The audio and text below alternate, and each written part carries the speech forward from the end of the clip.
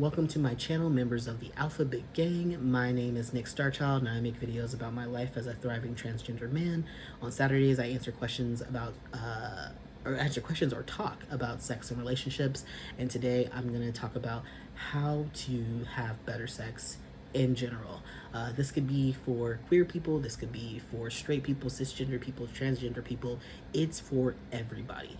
This is a very quick, straight to the point video on how to have better sex. So, first of all, sex is a really important aspect of anyone's life. Most people are going to have sex at some point in their life, unless they are asexual, and even asexuals sometimes have sex. So it just depends, but I would say most people, I would say 95% of people in the world are probably going to have sex at some point in their life. With sex, the ways to make it better and to have a good time, first, I would say don't rely on porn. Do not rely on porn. If you watch porn, it is a great primer into how sex can be had, but it is also incredibly unrealistic. It is all lights and glamour and all angles and not realistic to how most people have sex.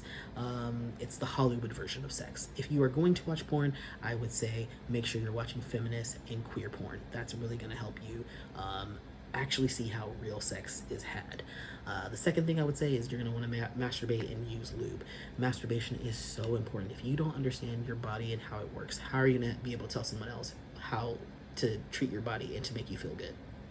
It's like, duh. There's no way someone's just going to come into a sexual situation with you and then know what to do. They're not. They're going to do things that they think they should be doing, and then you need to tell them if it's good or not. You have to communicate and let them know, like, hey, I like this, I don't like that, blah blah, and you want your partner to be checking in as well.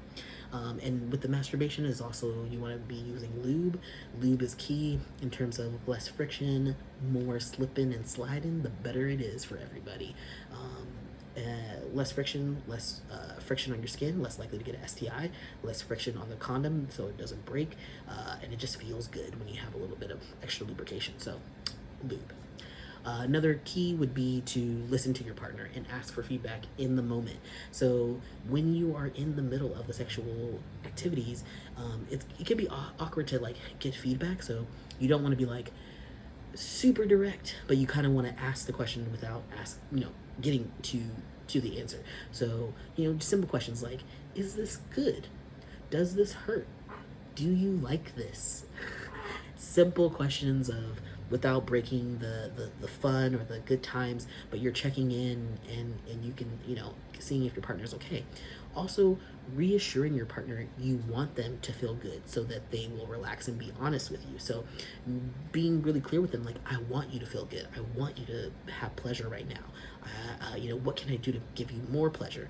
And when you are putting your partner first, they're going to relax. They're going to be like, oh my God, this person is all about me and they care about how I feel and they want me to feel good. Okay, I'm going to feel good. I'm going to just enjoy this. And you're just you become so much more open. And trust me, it is so much harder when your partner is turned on. If your partner is not turned on and they're just laying there, or they're just going through the motions, that's not hot. That's not hot at all. You want someone excited to be there. Another key thing is don't yuck another person's yum. So don't yuck a yum. If someone likes something, it's their yum. You don't yuck it. You never say, that's gross, or I would never do that. You want to say, if someone's into something, your response to it, if you're not interested, is to say, I'm not interested in that. You don't have to have any judgment other than saying, I'm not interested in doing that, or I'm not comfortable doing that.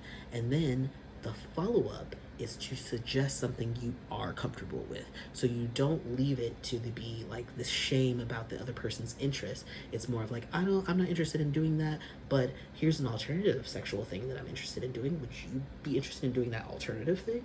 And then it's a compromise. You're meeting somewhere else to see if you guys can meet in the middle in this new aspect. So I highly suggest using that kind of language. Do not yuck anyone's yum.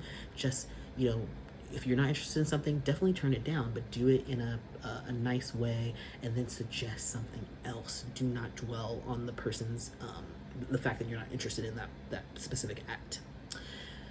Another thing that you can do is I would suggest is to go slow at first and let intuition guide you. Don't follow a script or something that you saw online. Just feel. Just let things feel, and let your body do things that are naturally supposed to do. That it's supposed to do. Your body will guide you. I think rhythm is important for mutual pleasure. So I think for anyone, it's really important to learn to two-step. I know that sounds really crazy, but I do think that you need to learn how to two-step, or at least to hold a beat using your legs and your hips. Really simple, you know, the 1-2 step, like just literally going like this, you know, just learning how to stay on beat is really key, because it's especially for people who have penises.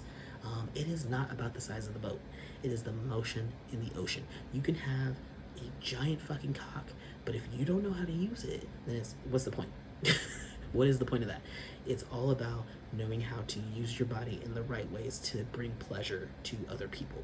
And I believe having rhythm is a great way to be able to deliver that pleasure. So work on your rhythms, everybody.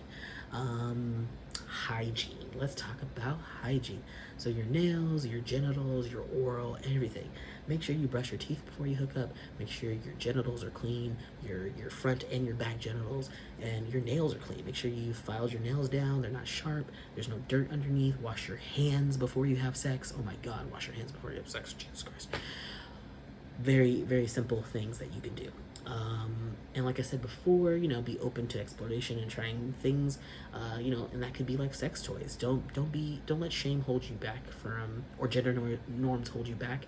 Just enjoy yourself and try new things and explore. You know, lastly, I always like to say is make sure that you are having safe sex. You know, you're getting tested, you're using condoms, you're using dental dams, you're using lube, and you are practicing consent. You are making sure that everybody is on the same page and they all want to have sex. We're all here for the same things. So yeah, that is it. That is my guide to having better sex. Essentially, it is communication, masturbation, research. Do those things and you should be fine. So anyway, if you have more questions about how to have better sex, please leave me some questions in the comments below. There are a lot of ways you can support me. So, you know, you can like, you can subscribe, you can click the links in the description if you want to go above and beyond.